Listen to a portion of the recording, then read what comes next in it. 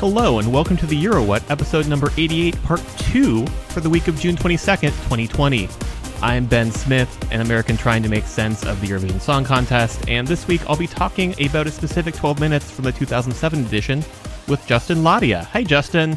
Hi, how are you? I am good. How are you? I'm very well, thank you. I'm excited to be here. Awesome. So last week on the show, we talked with friend of the show, Chris King, about the 2007 Eurovision Song Contest, and specifically 12 minutes within that. We also talked with you about that, so we're going to go and listen to past Ben and past Justin discuss the past 2007 Eurovision Song Contest. Excellent. I regret nothing. So, one thing that brings me joy, Justin, as I've explained to you before, is the Eurovision Song Contest. Yes, I know you to be quite enthusiastic. It slowly permeates its way into many facets of my life. It's quite evident on at least social media. There's been a project since this year's contest was canceled called Eurovision Again. Okay. That has been every Saturday watching an old edition of the contest. Okay. And in the process of them showing the 2007 edition, which took place in Helsinki, Finland, Mike and I learned that there was like a 3-act stretch that we had not realized was contiguous, that like all 3 things happened one after the other. Okay. And it feels like a really, really good sort of capsule of this is why you watched Eurovision. Like there is very good ethnically driven music. There is delightful to watch television and camp. Oh, camp. Yes. Oh. And then there's also just like real train wrecks sometimes that are interesting to watch in other ways. I think you've hit all my key words there for entertainment, so I'm ready to see what's going on. Excellent. So, what do you know about the Eurovision Song Contest? Okay, so I've first heard about Eurovision, I think, through because I follow a lot of, even when I was living in Manila, I followed UK game shows quite a bit, and there was this blog about it, and they talked about Eurovision, and that's how I got introduced to the concept of it. So I know that it's a song contest that was supposed to be, or at least initially, I guess finds the best song every year from countries across Europe, but now I think it's in like other places that isn't Europe. I think Australia is one of those places. And like the Middle East. Australia is one of those places. Right. Australia has been big fans for years, and now they are allowed to play in the same field. So it really should just be a global song contest, which it was really. But so it's a and there are judges from different countries, I think, that give points, and there's contention there somewhat or something. I don't know. Some sort of like picky judge situation or whatever it is. But okay. I don't know much else besides that, other than that you like it a lot. And just to confirm, you have never watched any Eurovision before? I have not watched one before. Okay. It does pop up in the UK a bunch, and like their attitude about Eurovision has not been the best, although it's getting better. What do you mean?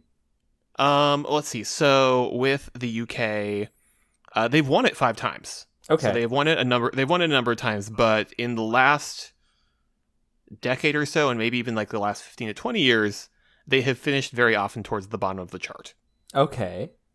And like that can just be music taste changing, but as you noted, Eurovision can be political in areas just because countries have relations with other countries. I'm just imagining a situation where there's like political like strife, and it's very, very what's the word I'm looking for? There's a lot of conflict, and all of a sudden you win a Eurovision Song Contest, and it's just like, okay, everything's better now. We can go back to normal. That's just the situation I'm thinking of. It's I mean, it can definitely be very political in other ways. For instance, a couple years ago, Israel won, which that's a whole situation. Oh, yeah. We're not going to touch that. That is too much to cover in 12 minutes. The video clip I've sent you is, again, the 2007 contest in Helsinki, Finland. Finland had won the year before by sending Lordi, who is this sort of glam metal band. Oh my god. It's great because Finland took the opportunity to be as metal as possible and as goth as possible. Oh my god. Is this like, please tell me that they're reminiscent of Evanescence, because I would die right on the spot if that's the case. If you enjoy this, you may want to go back to like the full show, which I believe is still streaming on the official YouTube channel, because there are some very Evanescence moments. Is it going to wake something up inside me? Maybe. I don't know your life. Maybe. But yeah, like that is, watching this for the first time was like a nice little time travel back to, oh yeah, where was my brain in 2007? It's like, oh yeah, this is great. I love this. Oh my god, 2007. That was a year, wasn't it? We are going to be watching 3 different acts in this video. The first will be Serbia. Okay. The next one will be Ukraine, and then we will finish with the United Kingdom. Okay, excellent. Cool. Yeah, so let's go ahead and watch the first clip. All right, I am going to press play now then.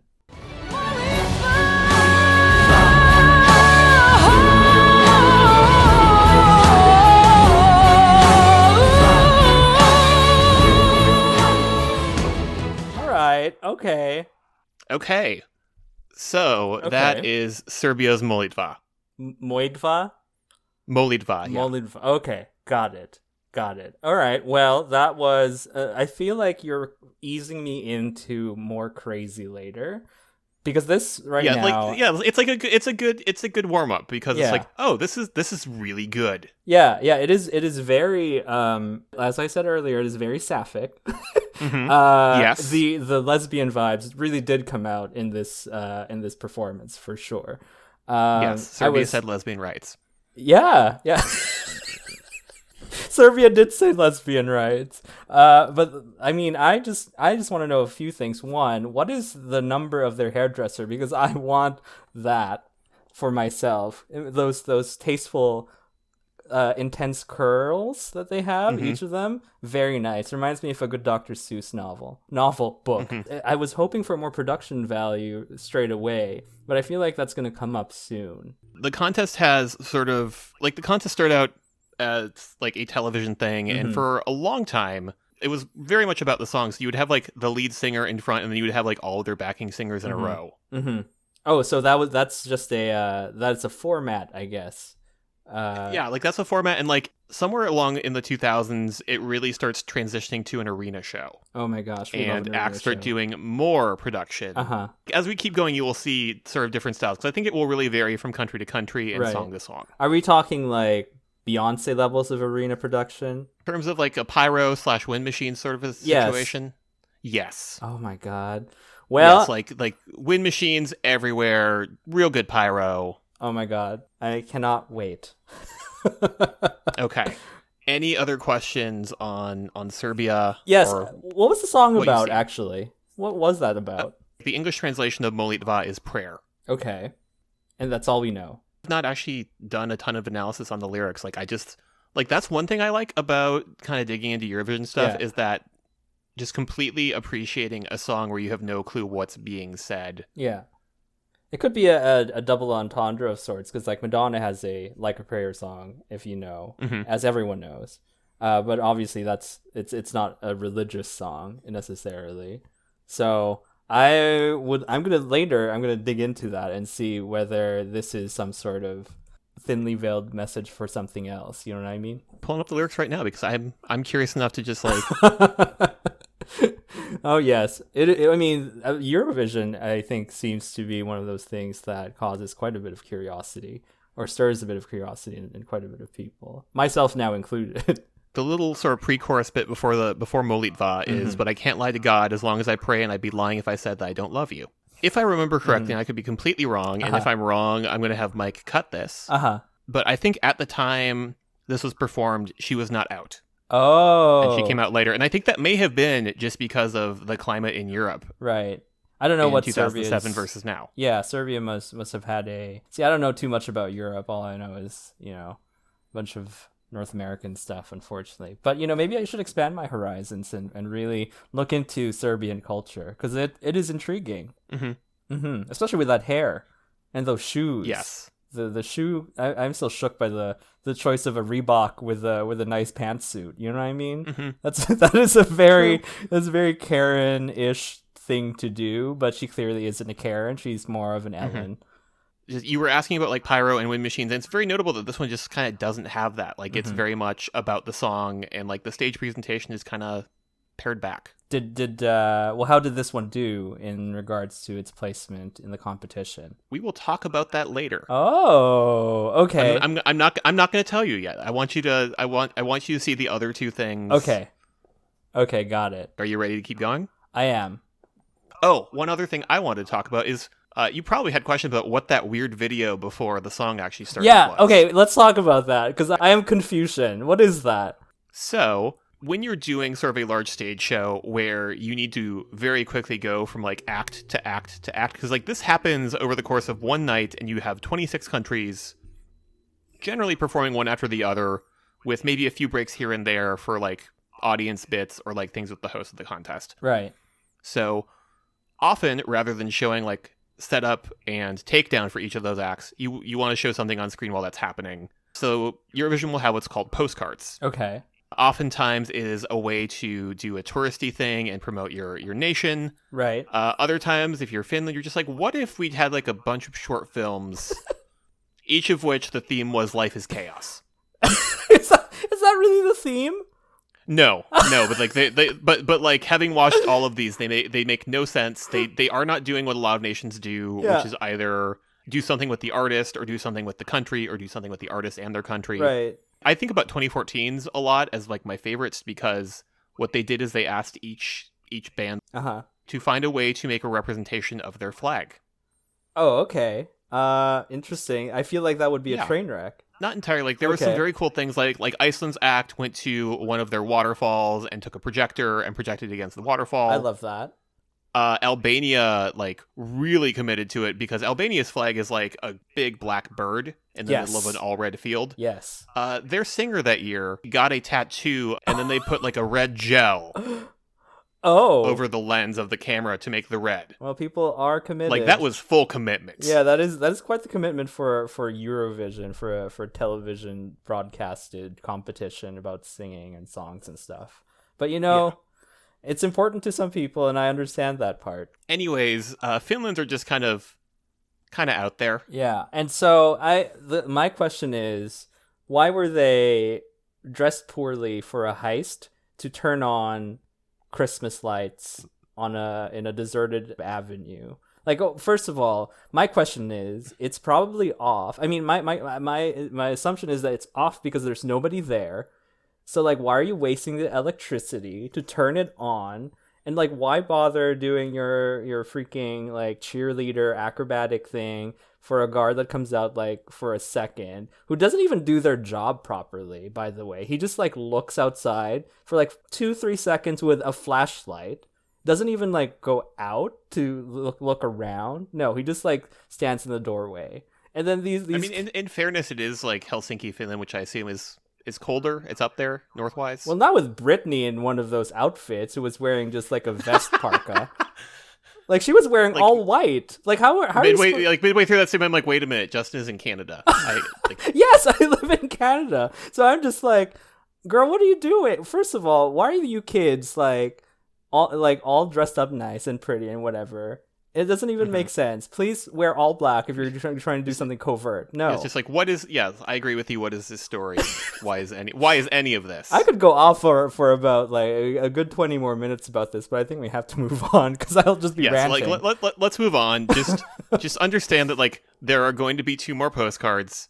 I cannot wait. Like again, like and like the Finnish ones are just all kind of weird. Okay, I'm gonna react. So, I guess animatedly, if that's even a word, to the rest of these, I hope. So we'll see how these ones stack up against that weird Christmas light sort of situation. Okay. So the second video clip we are going to watch is Ukraine's entry. Okay.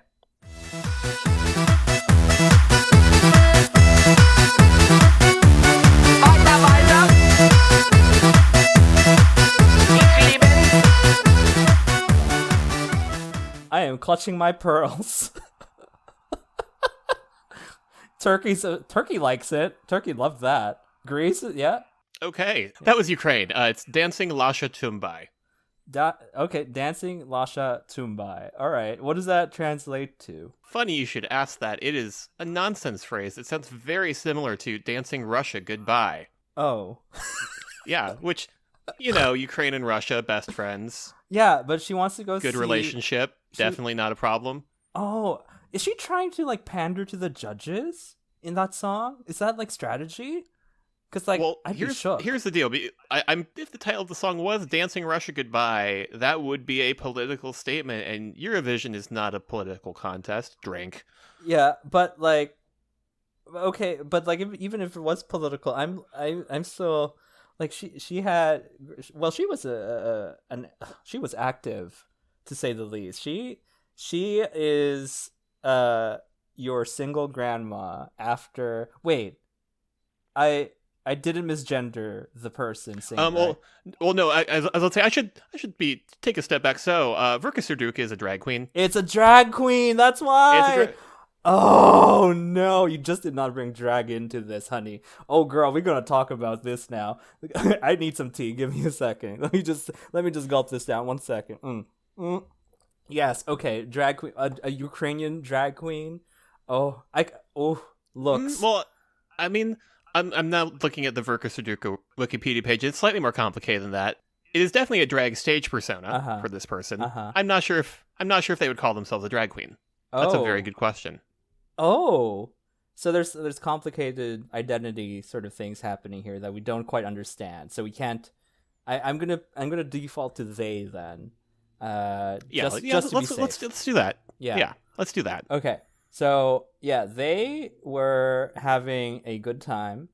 They were having fun, so I was having fun. But that was a lot to take in for someone who hasn't really seen a performance really. So they were just like dancing around. They almost fell in the back too. Like I don't know if you saw. There was a slip, and they nearly fell, and they were hitting asses, and I was just like, I don't know how to take that all in. To be quite honest with you, there's a giant 69 on their back, and I was, that was a lot. I didn't understand a single word of but they were counting quite a bit. Yeah, there's a lot of counting going on. Yeah, like the lyrics are just largely nonsense. Okay, give me a sample of the nonsense lyrics other than the counting. So Lasha Tumbai is not a thing. Like it was, they were claiming at the time that it is a Mongolian phrase for whipped cream or milkshake, but there are no such words in Mongolian. The catchphrase does not mean that at all. It's Mongolian. They were largely chosen because of their phonetic resemblance to Russia Goodbye. It's Mongolian milkshake. Is there a Mongolian Khalees also? Oh my god. Oh, that milkshake doth bring all them boys to the yard. Yep. Truly. Verka Serduchka brings all of the boys to the yard. Honestly, I am what's their name again? Verka Serduchka. That was a trip. I don't know which drug, but it was a trip. That was a lot to take in. But okay. Okay, so since we did this for Molitva, I looked up what the translation of the lyrics are for Dancing Lasha Tumbai. So the ones that are not in English are things like 7, 7, bye bye, 7, 7, 1, Listen, 2. Ben, we are we are both in the puzzling community. What if this is just some sort of like code? You know what I mean? Like whether this is some sort of political code that they're trying to sort of give to Russia or something. It might actually be some sort of, intrigue, spy, espionage thing that we're laughing at, but it might actually have more meaning than we'd like to put on it. Speaking of spies and espionage, my God, this song. Have you seen the movie Spy from a few years ago? No. What about it? It's a Melissa McCarthy movie. Yes. Right. It's very fun. Yes. It's very funny. Anyways, I went and saw that in the theater, and it takes place a lot in Europe. And like at one point, Verka Serduchka is performing in a public square as like a concert. No way. That is just too close of a coincidence for that not to be true. It is absolutely correct that they are in the movie. And I am pretty sure I was the only person in the theater who knew who that was. I wouldn't be surprised. And was delighted by the musical choice. Were they singing something particularly ridiculous also? They were singing Dancing Lasha Tumbai. Oh, the same one. Yeah, they were performing this song. Oh my gosh. You know what? I'm convinced it is a spy song to send a message for something that we don't know, but we at the NPL are going to find out. I don't know. I'm going to look this up later, probably. Well, and then I will give you like another thing to look up, just related to spies in Eurovision. Well, spies in Eurovision and the general notion of revolution. Portugal's entry in the 1974 contest. was later used as one of 2 secret signals to alert the rebel captains and soldiers to begin the Carnation Revolution. Oh my god. Eurovision's wild. Mhm. My goodness. Okay, well, It is, yeah, yes. Oh, wow. That is, yeah, okay, well, but can we just talk about that postcard at the beginning, though? So, Yes, we can. Santa Claus playing against a Moo Man in chess. Father Christmas, right? Specifically because this is Finland. Right. Playing chess with a Moomin. The Moomins are like a children's comic book character where I believe, like the author is Finnish, so okay. I understand why that is there. Right. I do not understand why one of the Moomins is playing chess against Father Christmas. Maybe that's also a spy message. Mm-hmm. The Moomin has defeated the Santa Claus. I repeat, the Moomin has defeated or checkmated the Santa Claus. Can you imagine? And just like quietly across town, the troops are released. Yeah. And for some reason, there's a clock. For some reason, there's a rabbit-looking thing in a bed before that happened. Does that mean that that's their child? Did Santa Claus and the Moomin have a child rabbit that they suddenly have, and they're just passing time late into the night playing chess, and then all of a sudden it's like 2 hours later, we don't see what happens to them, but you can assume something went down because it's like time has passed, obviously. And in like scenes when they have 2 people like hanging out late into the night, and then a time lapse of a clock happens, stuff has gone down, and we're not going to go into that because we are not into that sort of kink. We don't need to talk about that. We know how films work. Yeah, it's implied. It's definitely implied. Santa Claus wakes up the next day. No, Moomin wakes up the next day with the Santa Claus's hat on. It's just, that's a lot to take in. Yes. We have one more clip to watch. This is going to open with an interaction from our hosts in Finland. Yep. And then we will get to the UK's entry after one more postcard. Okay.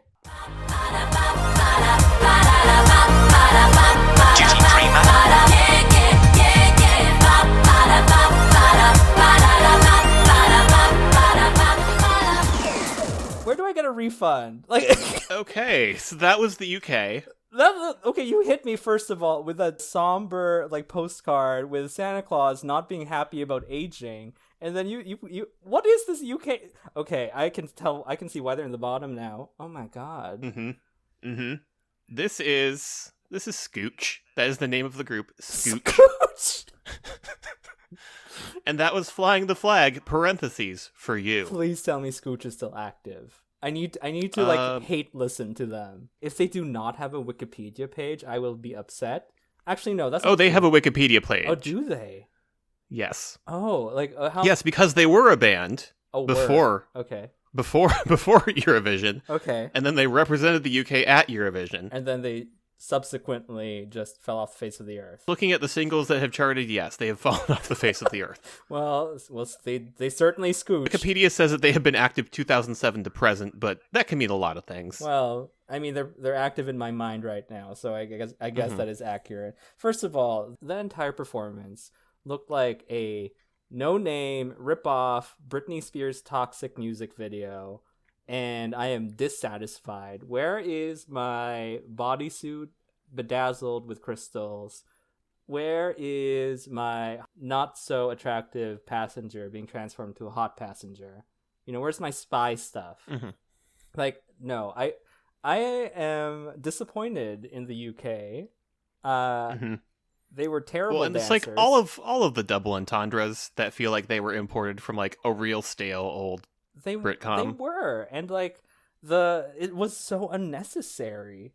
I think it was unnecessary. It also just doesn't feel like that doesn't feel like a very global thing. No, I mean, it's just like, okay, you just put an innuendo in this song. There are children probably watching, you know what I mean? Eurovision is a family program. What if the little kids is watching and they're like, would you like to suck my candy or something? Just like, child, no. I know sex sells, but first of all, they were not sexy. They were washed up. They were washed up. That hair, the mascara, that was a moment in 2007, I know, but they aren't Panic at the Disco. I do not feel the need to gyrate in that way. It's just There's so many things to talk about. I don't. Sir, you can't say that. I just like that you immediately clocked this. Like, this is trash. It's immediately trash. Like, you could tell immediately from the setup. Just like a notable drop in quality between the first two and this one. I want my singing lesbians again, please. Like, where's that? This doesn't say just gay like, rights what to me. fresh hell is this? Yeah, like I didn't want to stereotype, but boy, those white people cannot dance. Where's the choreography? Like, it's all arms and like. Those two passengers in the back in their fluorescent outfits. They weren't even matching. Girl, this is like camp from on the negative side. This is too much, honey. Like my drag queen. And again, like that's why these three as like a whole are like very good at sort of giving you the full Eurovision experience. Yeah, I am. Yeah, it's trash. That's just as I thought. Trash. You had asked when we watched Molitva about how things did. Yes. I'm going to tell you the positions that these songs placed. I will ask you to try and guess who finished where. Right, so there are 24 places, right? There are 24 places. There were more than 24 acts participating. There are typically a couple of semifinals.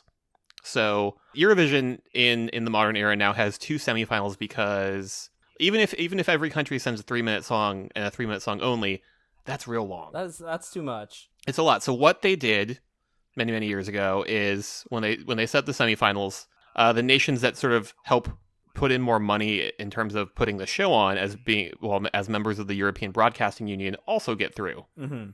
That includes Spain, France, Italy, Germany, the UK. Okay. So those 5 plus the host nation in years where the winner is not one of those 5, they are given an automatic pass. No, I do not agree with that. That is such a weird rule. So you're telling me that Scooch did not have to qualify. Scooch was automatically in the final.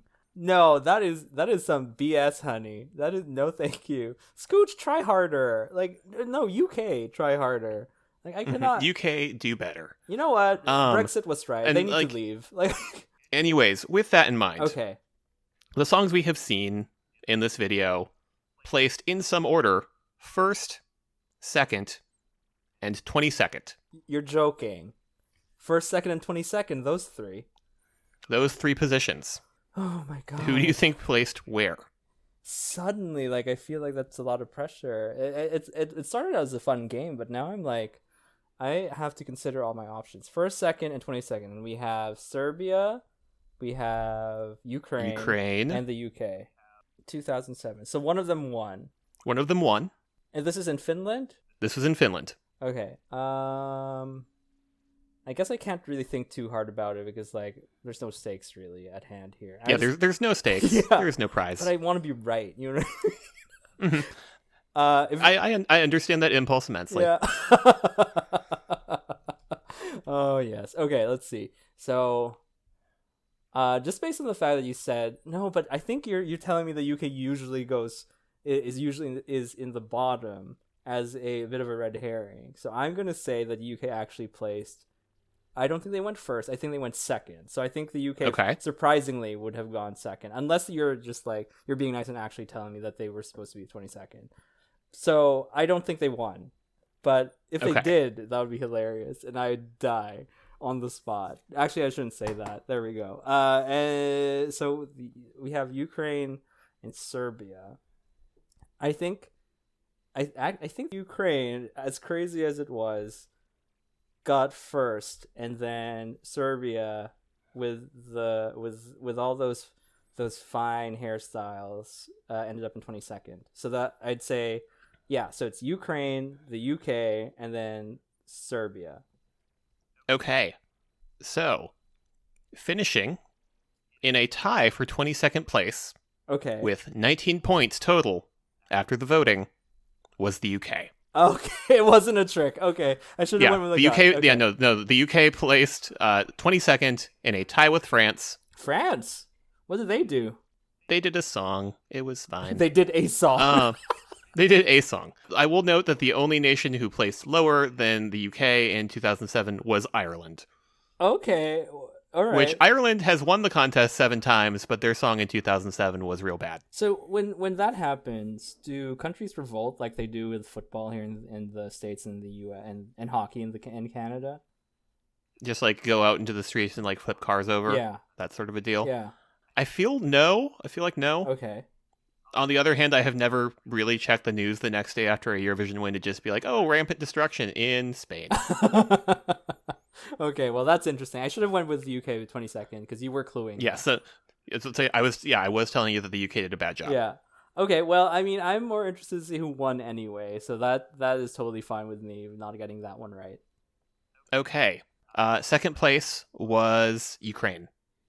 I got it completely wrong. So Serbia won. Yes, and Ukraine and Serbia were both favorites going into the contest. It's worth noting this was Serbia's first time as an independent nation in the contest. Oh, interesting. And they won and the they first. Nailed it. Is that on purpose? Is that Riggory Mama that I sense?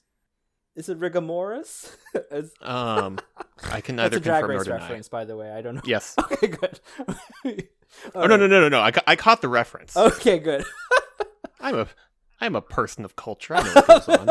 You are clearly a person of culture, and I'm not denying that. I mean, you are watching like the campiest sort of performance-based show other than Drag Race. This is like Eurovision is great because you get to learn what all the new Twitter memes are. Yeah, I mean, in the Eurovision memes, I haven't even gotten into that. I haven't seen one yet, but I am going to scour the internet later to see what those are. I mean, I wonder if they go all the way back to 2007. What's interesting with Ukraine is that Ukraine did not win, but like the song is treated and Verka is treated as though they did. What like do you mean? they will pop up from time to time, and like dancing Lasha Tumbai will show up. Oh, okay. Well, I mean. And like Molitva also is beloved. Molitva pops up, and like this year because the contest itself was canceled, they did sort of like a show that brought together a lot of different this year's performers to kind of celebrate them, and just sort of did like a sort of a Europe coming together thing. I keep wanting to call it a telethon, and it wasn't a telethon, but it definitely had big telethon energy. Big telethon energy. Yeah, we love that. But one of the things was Marija Šerifović performing Molitva on the streets of Serbia. Interesting. Wow. You know what? This is a multifaceted, storied sort of. I don't know. This whole thing is a lot. I keep saying that, but there is so much happening from like history to like politics to like weird things. It teaches you so much about international relations, history, things like that. Okay. Oh my god! It must have been like it must have been an eye-opening experience for you when you started watching it then. Because I'm like, what is this? I'm curious. I am intrigued. I don't know what's going on, but like that was exactly the reaction I had when I first started watching RuPaul's Drag Race. And I'm like, what is this? Why are there men dressing as women on my television screen right now? And now I'm hooked. So I could have just imagined how you reacted to that the first time you watched Eurovision. Like I've had an interest in world music and pop music for a long time, and it's great to see how different nations take what is going on and what trends are happening in pop music and mash those up with folk music traditions. Yeah, oh, that's true too. That would come into play also. Interesting. Oh my goodness, the world is so big. I'm learning a lot of things during this pandemic. And let me tell you that I became a Twitch streamer in this pandemic, and now I also did that. That was a fun learning experience. Wasn't it? Like now I'm actually investing in like actual hardware for this, and maybe now I would I'll use that new computer to just watch Eurovision streams every Saturday. That would be a good use of my money, I feel, Absolutely. Well, thank you for allowing me to show you these 12 minutes of content. I hope you enjoyed that. I definitely did. Please show me more later. Will do. Where can people find you online if they were delighted by this? Well, if they were delighted, or actually if they were enraged, they can reach me at various social media outlets or platforms that I currently own. I am on Instagram, Twitter, and Twitch at JRLAD I also have a website with other links on there too at justinladia.com. Have a go at that if you'd like. There you have it, everybody. If you disliked our opinions, at Justin on Twitter. I'm so ready to get flamed. Please flame me. Please roast me. Please roast Justin. So that's going to do it for this episode of the Euro What. Thanks for listening. The Euro What podcast is normally hosted by Ben Smith, that's me, and Mike McComb. Insert pause for Mike to say that's me here. That is me. You can find us on our website at eurowhat.com and on Twitter and Instagram at Eurowhat. You can subscribe to the Euro What on Apple Podcasts, Spotify, or the podcast app of your choice. When you subscribe, leave us a review, let us know how we're doing, and help other Eurovision fans find us. Next time on the Euro What, it's the greatest crossover in cinematic history as we join forces with 12 Points from America to discuss Netflix's Eurovision, The Story of Fire Saga. See you then!